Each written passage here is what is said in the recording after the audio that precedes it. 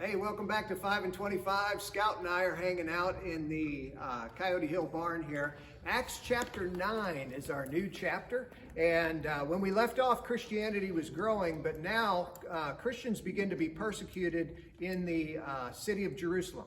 And so because of that, Christians have scattered all over the place. And there's a guy named Saul who's one of the ringleaders of the persecution. And he tries to get permission to go arrest Christians in other places. So on the road, he has an encounter with Jesus. Jesus is still alive, he's active and working, and he appears to Paul.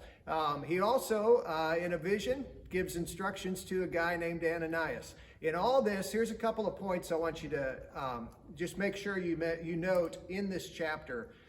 God can forgive the worst of sinners. I don't know, some people feel like they've done things that are too wrong and they can't be forgiven by God. And I don't know what maybe you've done in your past, but Saul was killing Christians and putting them in jail, and he was persecuting them, and yet God forgave him and used him. And I think that's a pretty amazing story.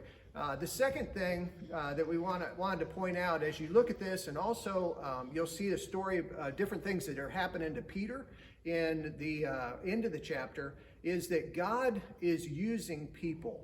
And he still does that. I had the opportunity to grow up on a farm, and one of the neat things about growing up on the farm is there were times when I got to go to work with Dad.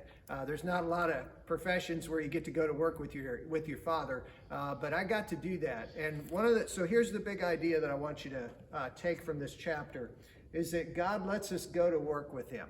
Now you'll see that in Ananias, and then he has plans for Saul, who's later going to be known as Paul, and then he has plans for Peter and God, and it's still the case today that God lets us go to work with him, and he has plans for us. Now we're going to learn in our next episode how to be Spirit-led and to kind of find out what God's calling us to do. So I'm looking forward to seeing you then.